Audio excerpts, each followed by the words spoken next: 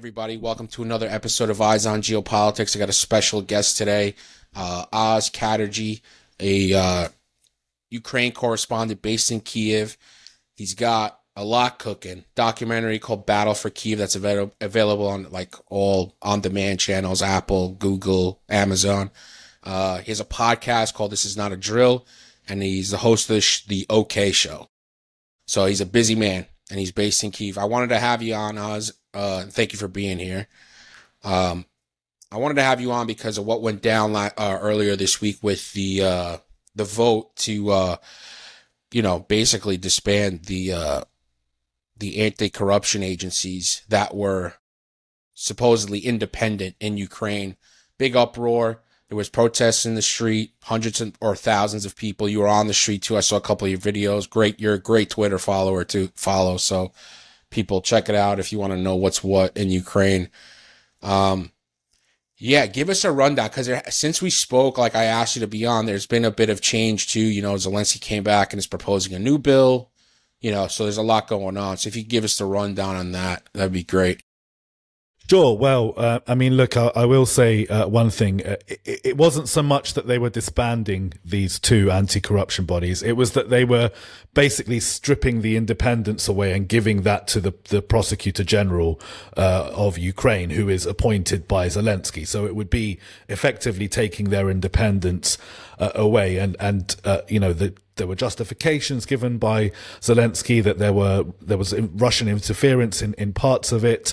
And that, some of the prosecutions were languishing and never actually going anywhere, and so on and so forth. They gave a bunch of reasons.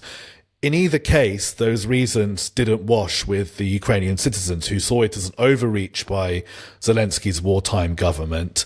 It was a viral protest that, like, as soon as the bill was pushed through parliament, some Ukrainian soldiers who are currently serving started tweeting about it and said, let's meet outside the president's office, or the closest place you can get to the president's office, which is outside of a theater, which is, about 150 meters away or so. And there's a square there. So people started gathering there. It was a completely spur of the moment, viral thing.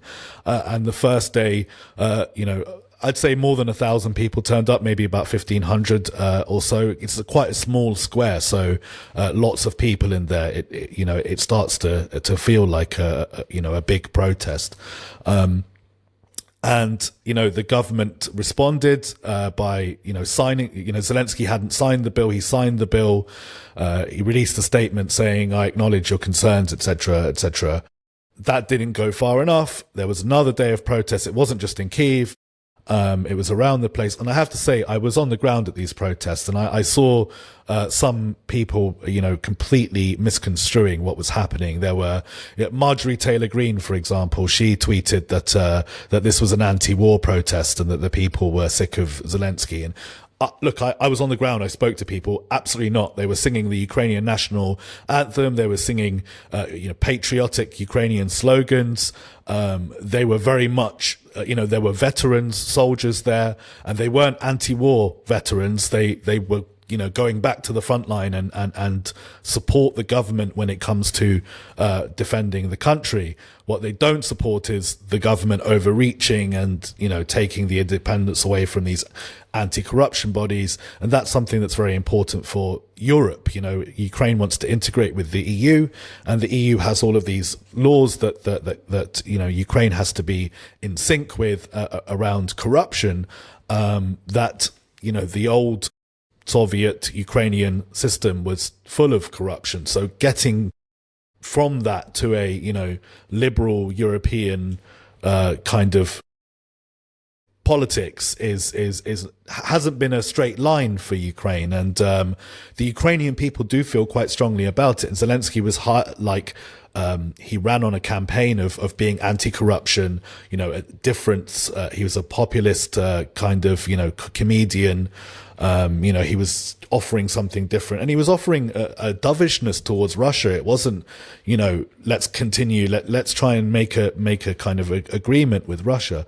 So for Zelensky to become this wartime leader, a lot of the American right don't tend to understand that this is a genuine thing. He's not Right. massively unpopular here, you know, but as soon as he overreached, the people that have been supporting him right up till this point decided to go out and protest.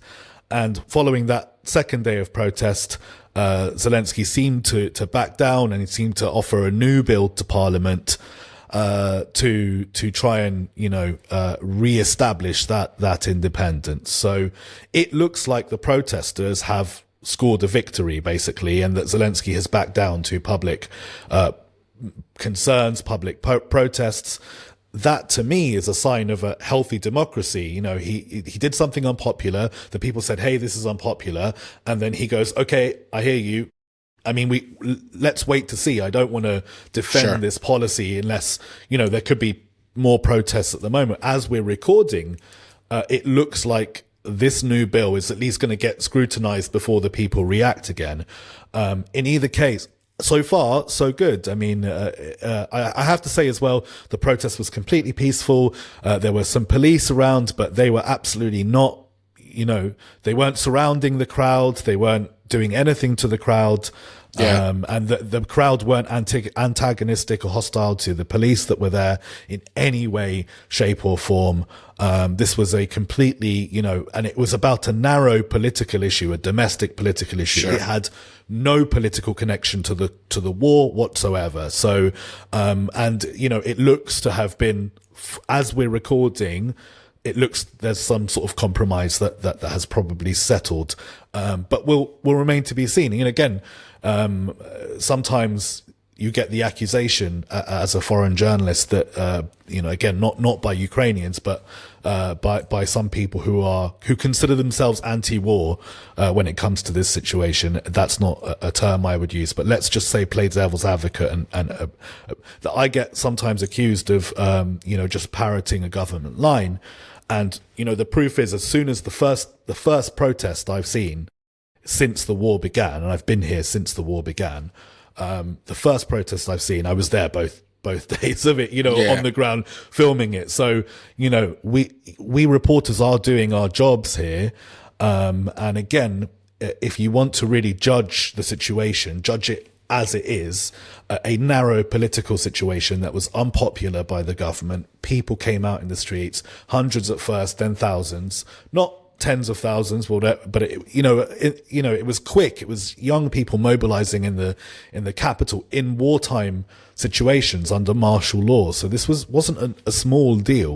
Yeah. But Zelensky responded so far, and he also thanked the protesters for, I think, what he called their dignity, for the way the dignity of their protests. So, again, you know, this is what you want to, how a government to respond to, popular criticism, if it's something that you know, that is unpopular for good reason. You know, people want independence in their anti-corruption bodies. So, look, it remains to be seen what's going to happen over the next few days and weeks.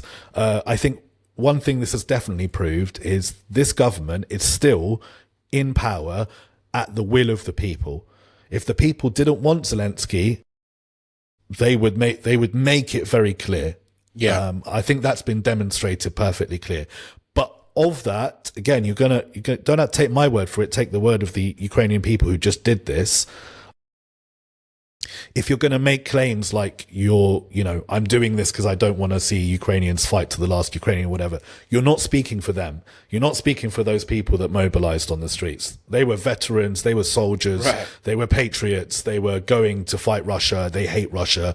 You know, there were lots of anti-Russia things said at the protest. So sure. This is, you know, so if you think that you're using this situation to try and make a point about the conflict, you're just factually wrong. And the least you should want to be when talking about something is at least factually correct. So factually, the Ukrainian people weren't protesting any kind of anti-war sentiment at this protest. Yeah. And I mean, like, anything Marjorie Taylor Greene says should be taken with a grain of salt. I don't think she said anything factual, and like, there were some other bloggers and podcasters and, Sure. and stuff on Twitter saying that. And, you know, look, I don't normally reach out to the American right. It's not, so, you know, I'm very open about being a liberal, you know, so I'm coming at this from understanding that we are in a different place at the moment politically with the leader of the United States of America. Yeah. And that simply, you know, not having a dialogue with people that have influence in these spaces is not necessarily prudent to advancing policy ideas on Ukraine. And there is a big movement in the Donald Trump base that is against providing Ukraine with support.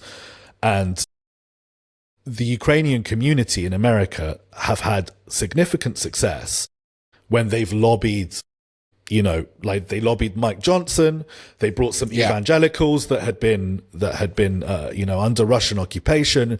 Mike Johnson heard their stories, and then he changed his position on the Ukraine aid vote. So having those conversations with people you might be fundamentally, fundamentally opposed to on many issues, but you still need that kind of support in the seats of government to, you know, provide aid that Ukraine needs to defend itself. And the Europeans, and Zelensky has had more success recently after that famous blow up in the Oval Office, in basically saying to the Trump administration, appealing to his businessman nature, saying, look, we will buy the weapons, Europe will buy the weapons, all of them, and you'll get paid, you know, and it'll be a good deal for America, it'll be a good deal for Europe. That works in convincing Donald Trump into thinking, okay, fine, it's a business transaction, fine, you know. So yeah, you know, it's a difficult one, but you know, I'm in a position here as a reporter on the ground, so I'm in a privileged position to be able to give you facts that I can see with my own eyes and verify by speaking to people, right? And whether or not you trust my integrity to do that is literally, that's your prerogative, guys. But I take my job seriously, and I demonstrate, you know, any bit of evidence in my work. I've done that my entire career. You can go back all the way. So, because of that, I feel like there's a duty to correct the record and state what's happening here on the ground, because again, it's not just the American right. That's not really my experience in politics. My experience is more British politics and dealing with the British left, who are very opposed to parts of it, are military aid to Ukraine. So I've had these battles with people that I fundamentally disagree with. But listen, those people in the UK don't have any power, whereas in the United States, these people are wielding significant influence when it comes to being able to provide military aid to Ukraine. And I think it's important for the future of Europe. I think it's important for people that believe in democracy, that Ukraine is supported throughout this war. So that's what I'm going to continue to do. I'm going to continue to report the truth objectively and use my platform to tell people that I've concluded from everything that I've seen that Ukraine needs to be supported. And again, maybe some people will say, well, as a reporter, you're just supposed to be unbiased about everything. And the World War II reporters who were deployed with the Allies certainly weren't unbiased about, Nazi Germany. And Russia is a expansionist, revanchist, fascist dictatorship with no press freedom, no freedom of speech, none of those things that the Americans are supposed to care about, right? I thought about Ukraine it. Ukraine is different. Imagine there were protests that broke out in Moscow. Like, what would happen there to them? All those people would be arrested. Correct. Yeah, exactly. So, people in Ukraine exercising their democratic right to protest something that they don't like about internal Ukrainian politics, we should kind of champion that. And the administration, the Zelensky administration, actually hearing them and at least taking the steps to state repression. No, right. The state could have responded by saying it's martial law. You're not allowed to protest. Go home, and push people off the streets. Hey guys, this is D. Do us a favor. We just launched a new newsletter, and it's not a new. It's a newsletter. It's not new. We didn't have an old one.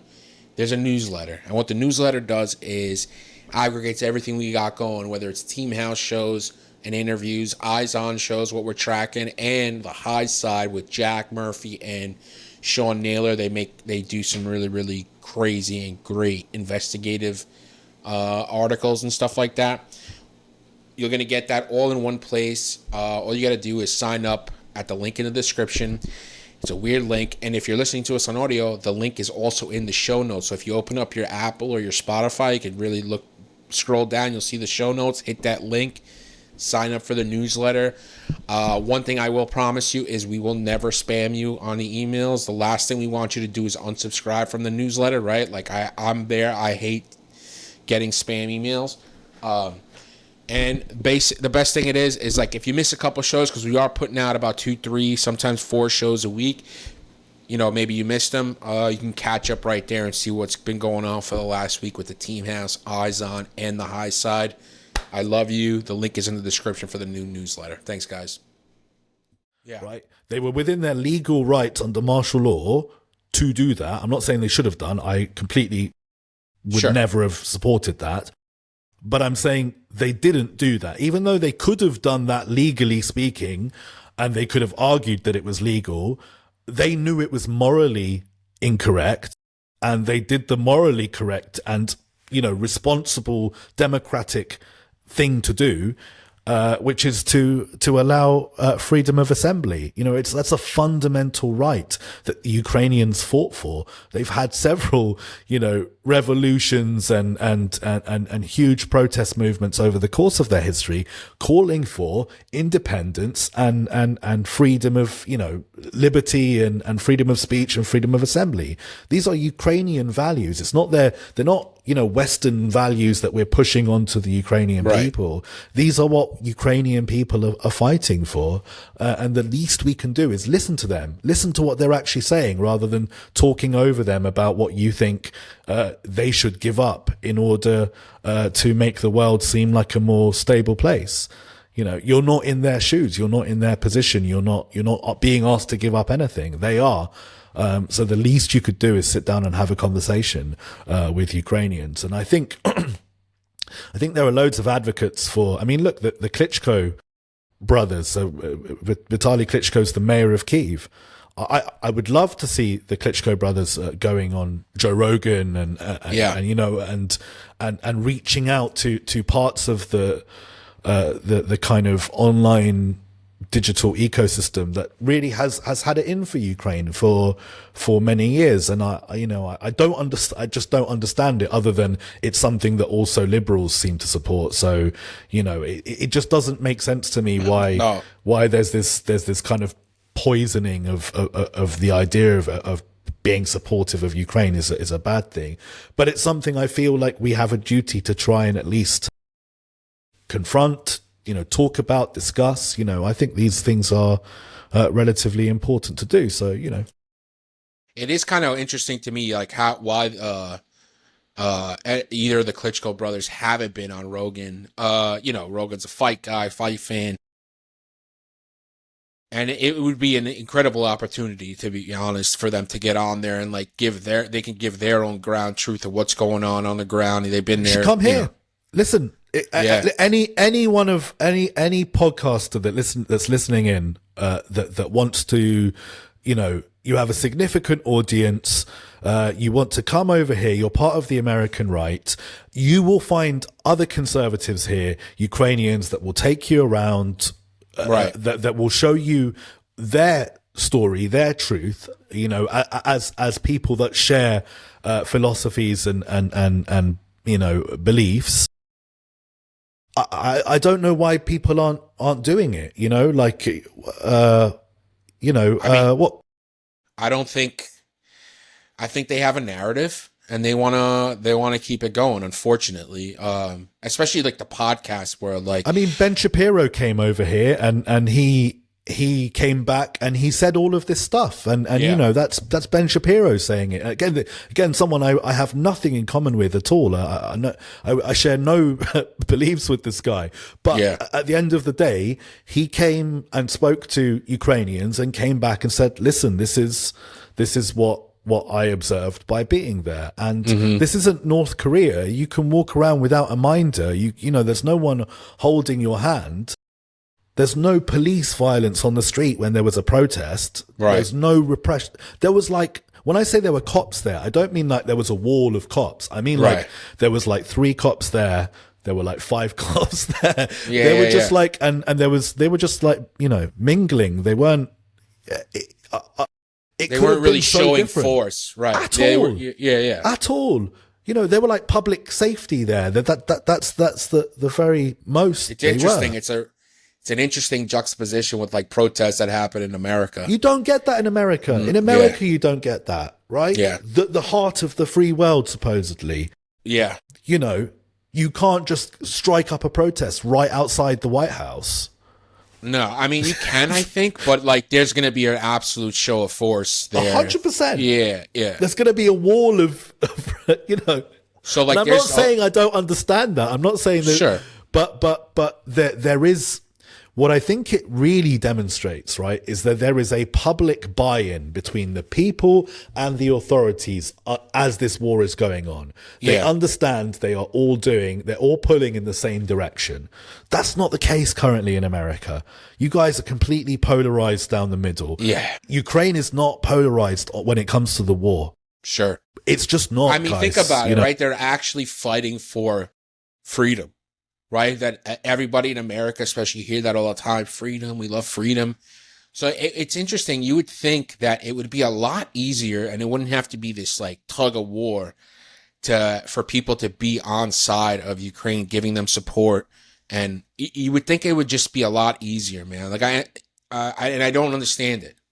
Well, listen, the other argument comes from the idea that America started this conflict by pushing NATO on Eastern Europe. And look, this conflict started in 2014 when the Ukrainians overthrew a leader that was, yes, democratically elected, but they wanted to join the European Union. It wasn't about NATO. NATO wasn't even in the discussion. The Ukrainians weren't, they were most Ukrainians had no interest in joining NATO, right? In 2014, there was an unpopular decision by the Yanukovych government, who was pro-Russia, who was like, no, we're going to tear up this EU agreement. Right. We're going to stay with Russia. The people took to the streets. The state shot those people. They shot 100 people dead in the streets, right?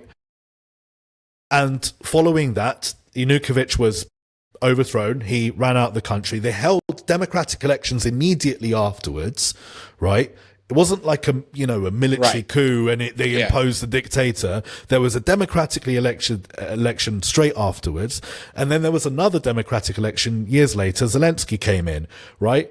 But this was about the European Union. It was about joining the European Union. It wasn't about NATO. After that, after Russia invaded, annexed Crimea, invaded Donetsk and Luhansk, claiming that these were Russian lands, and this started in 2014, and the Ukrainians, elected Zelensky, saying, "Look, okay, fine, we'll come to some kind of agreement about this. Let's just not fight anymore." Right. That's who Zelensky was. And he became a wartime leader because even that dovish attitude towards Russia just meant them, their attitude is Ukraine doesn't exist as a nation state. It's just part of Russia. And that anyone perpetuating the idea that Ukraine has an identity outside of little Russia is a Nazi. Basically, if you are liberal, pro-European, you're a Nazi in the eyes of the Russian. Because in their head, being anti-Russian is to be Nazi because Russians defeated the Nazis. Sure. It's just mindless, moronic fascism to the most basic degree. Ukrainians don't want to be part of a dictatorship. They don't want to live in Russia. They want to live in Ukraine. They made that clear in 1991. They've made it clear many times. They made it clear in 2014. And, you know, again, I can only recommend that people come out here and talk to these people themselves. Marjorie Taylor Greene, come out here yourself. Come out and go meet some Christian groups and go tell them how you feel and see what they say to you. Just do it. You know, if you're so, you know, big and brave. Well, especially if you're so outspoken about it, right? Like, and you're I've said this before on the podcast. Like, we have 435 plus 535 people that presumably run the entire United States. You got to take that job seriously. And if you have an outspoken opinion, go and actually do. And you have to be fair. Loads of them have. Right. Loads of Republicans and loads of Democrats have. That bipartisan consensus in Congress exists because those people know, you know, something about what's going on in Ukraine. The people that have been here are the ones who are the most interested in voting against Ukraine aid, right? Yeah. It's like the only way you can shut your mind off to this is by not you know, looking at the problem and embracing it. And that's what a lot of people do with lots of conflicts around the world. You know, I can name a handful that people just, if you don't want to learn what's going on, it's much easier to have a biased, you know, perspective on what's actually taking place. Right, and just be fed the misinformation that's getting put out there, and run with it. I got one question about the bill that passed, the law that passed about getting rid of the independence of these agencies. It was pretty popular within the parliament, right? And I did see that the thought process behind doing that was because Russia had influence over these agencies somehow. Is that true? Is there anything there? Yeah, I mean, look, that's I haven't looked at all of the evidence that they have on all of the, you know, I couldn't tell you in minute detail what those things are. I can tell you that Ukrainian press outlets, independent Ukrainian press outlets, did not agree with the government's perception of and the public didn't agree with that. But look, when the parliament passes things, Zelensky wields significant authority. The government wants to do this. It's a wartime government. They say the Russians are involved. We're going to pass this. The parliament just passes it.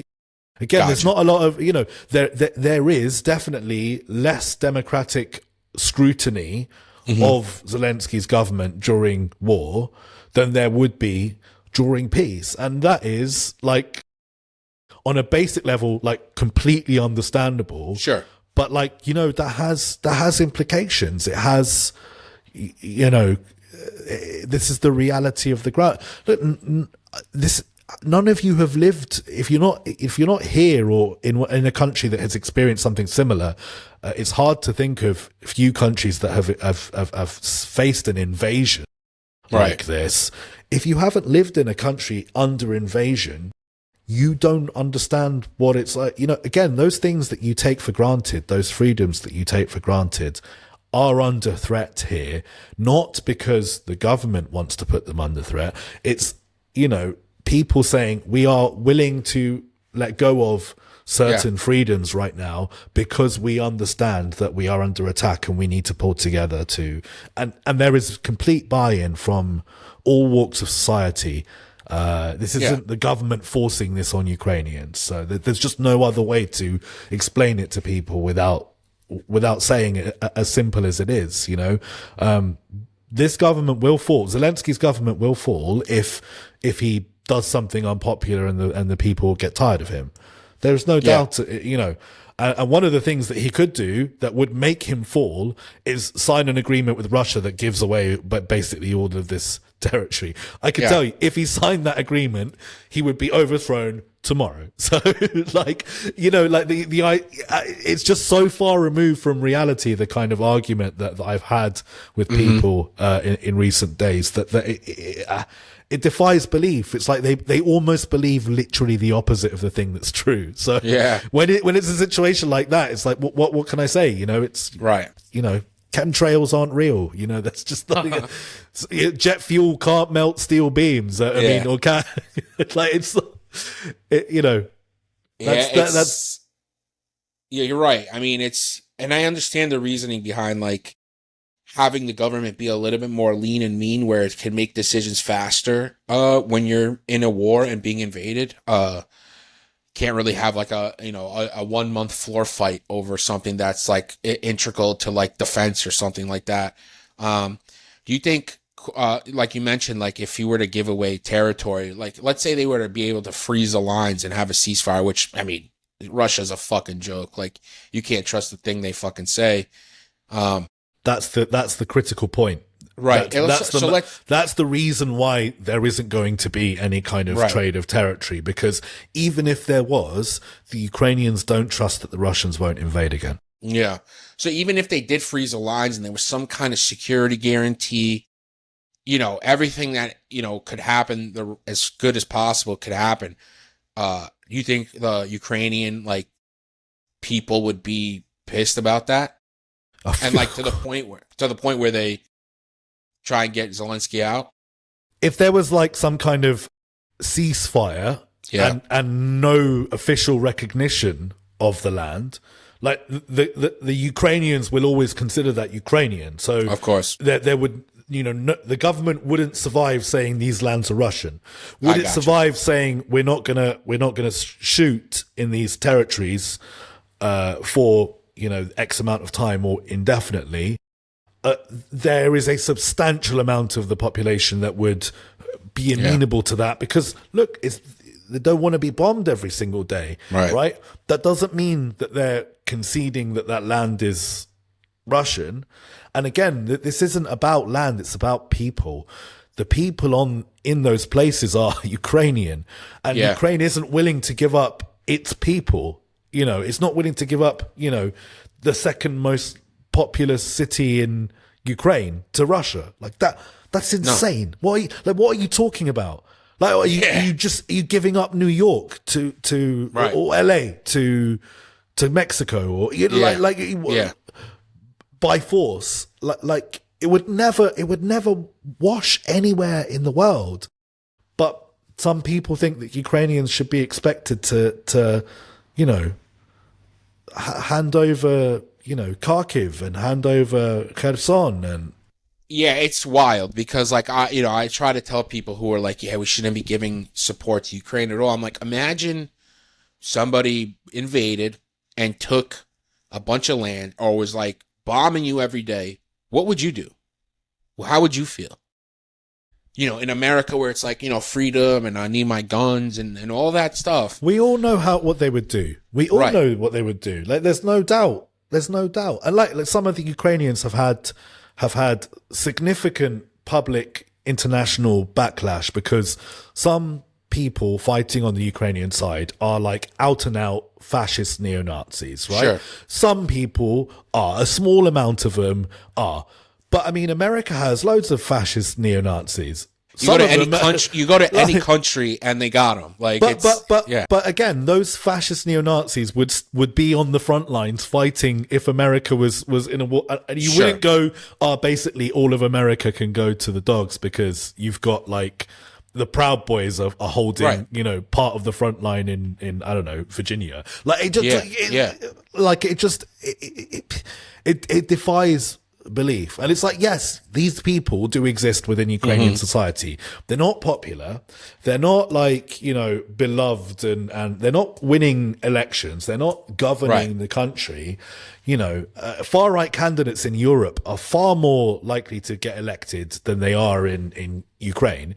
But Ukrainians are judged for a much smaller far right situation than. I do remember the time when Azov was battling in Mariupol, right, and they were holding as much as they could, and there was a big talking point here in America about how Azov is neo-Nazi and stuff like that, and that very well may be true, that there are parts of Azov that are Azov Battalion that are that, but they were the guys defending the Mariupol, part of Ukraine, against an invading force. So look, Azov started as a far right movement, all right, and they had a far right battalion that when the war began with Russia invaded. These guys went to the east or were already in the east and fought to defend Ukrainian territory from Russian attacks. Yes, they were far right. They were also very effective fighters, and they put their lives on the line to defend Ukraine when even the state couldn't do anything in parts of the, so that won a lot of respect from imagine one of your far right, I don't know, the fucking Boogaloo Boys or whoever, imagine they did something like that and people went, okay, look, we don't agree with your politics, but right. So it was kind of this, and the state, what was the state to do with this group afterwards? The state responded by saying, look, well done. We're going to make you an official unit of the National Guard, right? You are now a state-controlled structure. You're not a militia. You're not a paramilitary. You are the National Guard of Ukraine, part and parcel of it. In exchange for that, you will have no political activities whatsoever. Your far-right affiliations are gone. You are just regular units inside the army or the National Guard. That's what happened. And again, what would you rather they do? Would you rather they said no, stay a paramilitary, or they went in and did something massively unpopular by forcibly disarming these guys who defended? There's going to be public backlash to whatever you do, an international outcry to whatever you do with anything. It was just crazy to me because the talking point here in America specifically was just dude, there's fucking Nazis, neo-Nazis everywhere you go, brother. What are we talking about? Let's stop acting like you've got some of the people that are basically neo-Nazis in America complaining that there are neo-Nazis fighting. Right. And it's what are you talking about? Yeah. You guys agree on everything, with the people that you're claiming exist, who do exist in a minor.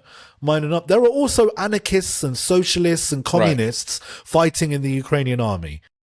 I know a few of them, right? Mm-hmm. They're wild. They're cool guys. Come meet some of them. But again, they're fighting alongside liberals. They're fighting alongside bakers, lawyers, technicians, pianists, ballerinas. They're fighting alongside everyone. And their politics really, it doesn't matter at the end of the day in what's going on. There are bigger things at play than Ukrainians can have these fights about what the identity of Ukraine is once they've secured their future and independence. Right. Yeah. Yeah. Right. And they will do. They're very good. Ukrainians are very good at fighting over politics. They'll do it on their own. They don't need you to lecture them and do it for them. But again, when they're fighting for their fucking freedom, don't make stuff up. Okay, acknowledge Azov's history, but look at what's happened in the years since then and be like, okay, this happened and that happened and that happened. Things change, man. Things change. Shit happens and then things change and then you react to things changing. Donald Trump is no longer the apprentice guy. He's the president of the United States, right? He was on WrestleMania and now he's in the White House. I can't keep talking about him as if he's the WrestleMania guy forever because he's still the, I might not like that change happening, but I have had to react to that change and respond to it. So you have to react to the change around, around the world.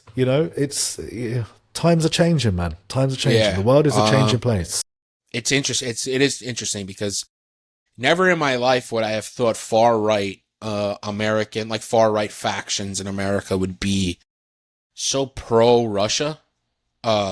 It's very common in Europe. Lots of the far right here are pro-Russia. Look again. When I say here, I mean in Europe. I mean, look again. I'm a liberal, and I'm very clear and open and upfront disclosing what my politics are. So I know I'm reaching out and I'm talking to people that I have no shared, philosophy with. That's fine for the purposes of trying to explain what's happening in Ukraine to people who who are in parts of the world that Ukraine relies on for support, and it would be a dereliction of my journalistic duty to just allow Russia to talk to these guys, without anyone trying to correct the record. Again, please go and visit Russia and try and walk around and do something, and come and visit Ukraine. Go to both countries. Especially as an American, go visit Moscow, or even see like the nicer areas, and see if you can walk around freely like it's no big deal. Just go. If you're so convinced, right, that's correct, prove it. Go demonstrate it, Or I mean, I would urge you not to, because Russia kidnaps Americans, holds them hostage, and then they get like criminals sent back by, giving up these, they held a Wall Street Journal journalist for God knows how long. Right. This is what we're talking about. This Brittany is not Griner too, who was playing basketball in Russia. So she was like a well-known basketball player in Russia. She got bagged for some weed. And they traded her for Victor Bout. Yeah, like the Lord of War. You know what I mean? Are Americans really saying, "Oh, it's base that we sent Victor Bout back to Putin"? Why does Putin want fucking Victor Bout? Yeah. Like, if he is this traditional whatever, why is he getting a fucking warlord out of prison? Yeah. Like, do you know what I mean? Like, It beggars belief. You can't. It's like 2 + 2 = a bag of potatoes. You know what I mean? Like, but look, all of these people said that Ukraine would lose. Ukraine will lose. Russia will crush you. First, they won't invade, and then Russia will crush Ukraine. That hasn't happened. We're 3.5 years into this war now. We're gonna be there's more war coming, and the Ukrainians are still fighting. What they're asking for is your respect, firstly, right? And your support, secondly, right? If you're not going to offer your support, the least you can do is offer your respect. Do you know what I mean? Like, be honest about what they're going through. You can still turn around and say, you are facing an unjust assault by Russia. I still don't want to send my tax dollars to. Fine. If that's your position, go for it. But don't give me that garbage that Ukrainians are dying against their will, and they really want to, be part of Russia. It's not true. It's not true. All right, man. One more thing. Yeah. Where do you think they are in terms of like a possible ceasefire? So far away. Yeah. So far away. There is no progress on that whatsoever. Even though the sides are talking, the Ukrainians are trying to demonstrate to the Americans very clearly that they are trying to talk with the Russians. Yeah. Because it's the only way. Like the thing is, it's fine to criticize Trump for this, and I do criticize Trump for this. But his position with Russia, like learning the hard way by trying to deal business with Russia and trying to, Obama did this, Biden started doing this, Macron did this, like Hollande did this, Merkel did this, like all of the leaders of the world tried to give Russia what it wanted so there wouldn't be war. And they learned the hard way that what Russia wants is war. And Donald Trump is determined to learn for himself by offering Russia everything that it wants, only for Russia to turn around and say, no, actually what we want is more war, motherfucker.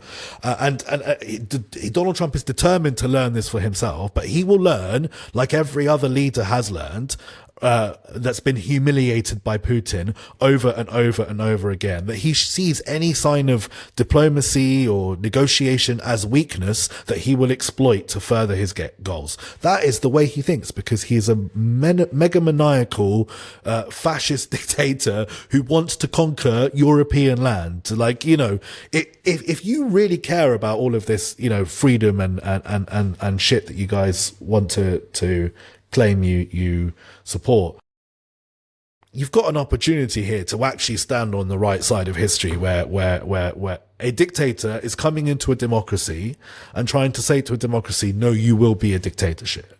Yeah. In the modern day, right? Yeah, the choice is clear, dude. You know what I mean? Like, it's clear. It's black and white. Like, Oz, thanks for this, bro. Let's do it again soon.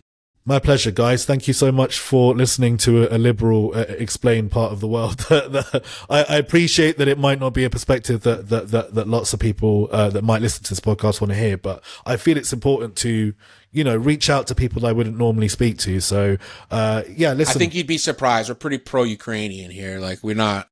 Yeah, I mean, look, there is a split. There is a split in America, sure. and I understand that split, and I'm trying to bridge across that split. So I think that's important. But listen, thanks so much for listening to me, guys, and you have a great evening. All right. Thanks, Oz. Ta-ra. See you, brother. Hey guys, it's Jack. I just want to talk to you for a moment about how you can support the show if you've been watching it, enjoying it, but you'd like to get a little bit more involved and help us continue to do this. You can check out our Patreon. It is patreon.com/theteamhouse. And for $5 a month, you can get access to all of these episodes of The Team House ad-free. The same goes with our affiliated podcast, Eyes On, with Andy Milburn, Jason Lyons, Mick Mulroy. That one, you will also get all of those episodes ad-free. And you support the channel and the show, and we really appreciate it. The Patreon members are literally what has helped this company, this small business survive, especially during our early years. And you are what continues to help this thing going, even as we navigate the turbulent world of YouTube advertising. So we really appreciate all of you guys. There's going to be a link down in the description to that Patreon page, and there is also going to be a link to our new merch shop. So if you guys want to go and get some Team House merchandise, we got stickers, and we also have patches. And I should mention, if you sign up for Patreon at $10 a month, we will mail you this patch as well. So we really appreciate that. But they're also for sale on the merch shop. And additionally, they got t-shirts up there, water bottles, a tote bag, coffee mugs, all that good stuff. So please go and check them out and support the show. We really appreciate it, guys. Thank you.